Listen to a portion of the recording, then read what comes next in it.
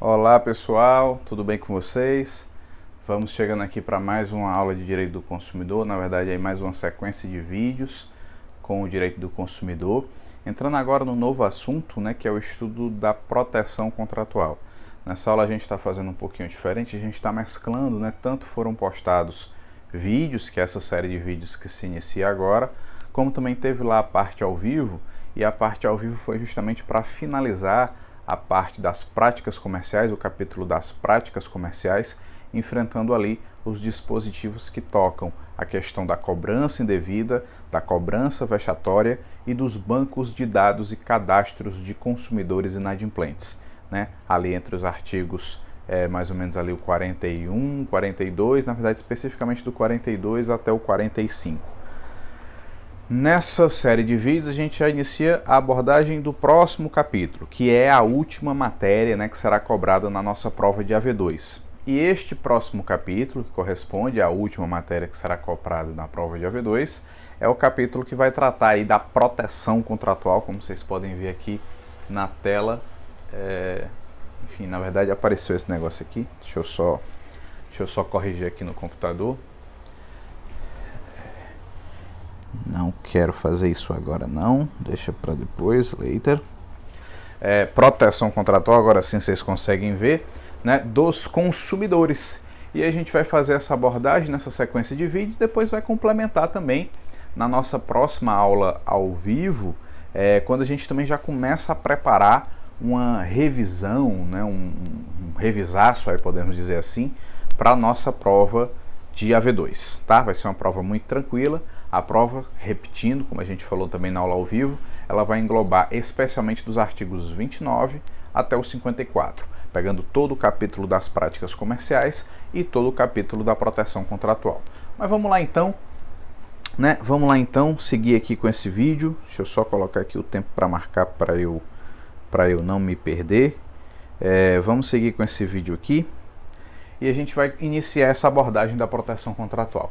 Primeira coisa importante da gente destacar é que o direito do consumidor surgiu no contexto de uma reestruturação das relações contratuais. Até a chegada do direito do consumidor, as relações contratuais eram reguladas pelo Código Civil.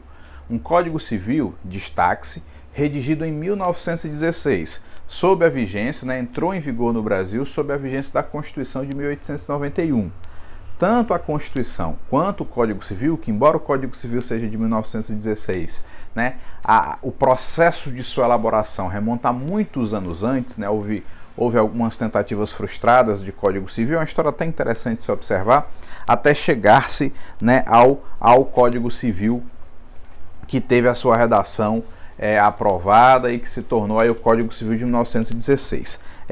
Um ponto relevante a destacar é que nessa época vigorava no Brasil, tanto na Constituição como no Código Civil, e como também levando-se em consideração os poderes constituídos, tanto anteriormente o Império como posteriormente o início da República no Brasil, eram poderes marcados pelo liberalismo no campo econômico.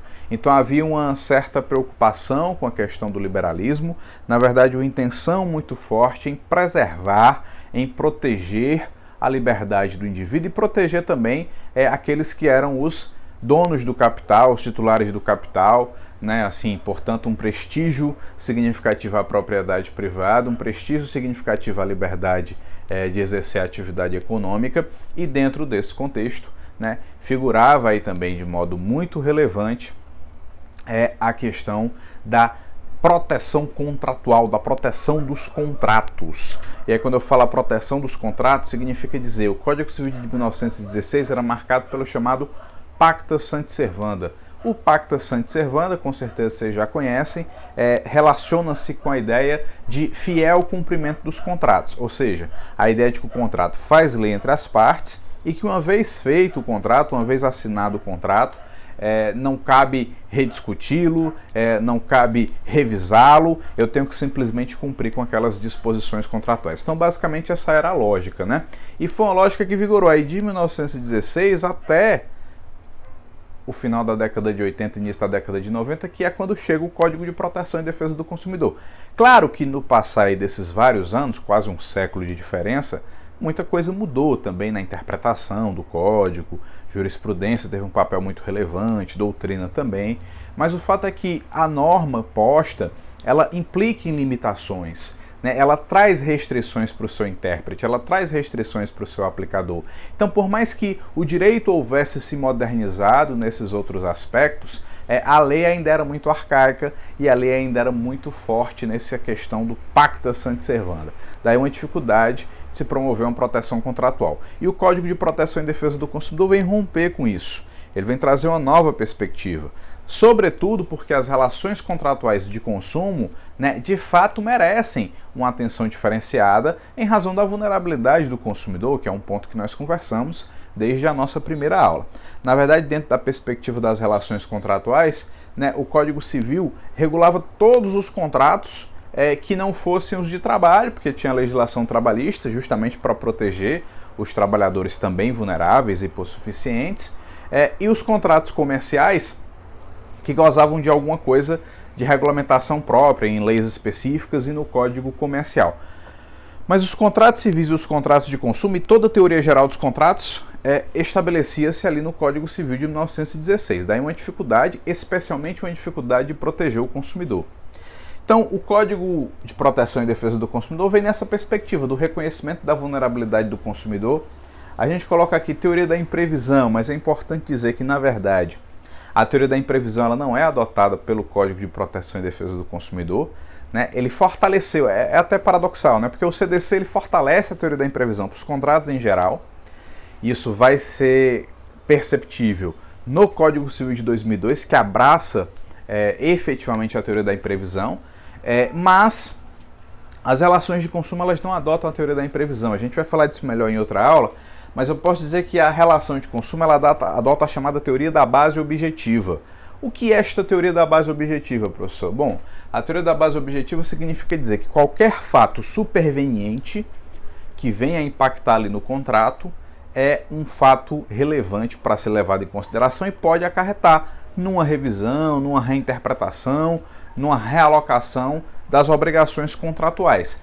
A teoria da imprevisão ela exige que esse fato superveniente seja imprevisível no momento da celebração do contrato. Para as relações de consumo, essa exigência de imprevisibilidade ela não é presente, ela não existe, tá? A imprevisibilidade ela não é exigida. Vinculação da oferta, a gente falou bem disso quando estudava as práticas comerciais, né? Tem essa questão da vinculação da oferta muito forte, a oferta inclusive é cláusula contratual, então integra o contrato também. A característica base das relações de consumo, de contarem sempre com contratos de adesão, sempre, se não sempre, na esmagadora maioria das vezes, os contratos de consumo não serão contratos paritários, serão contratos aos quais o consumidor pode aderir ou não, são basicamente essas duas opções.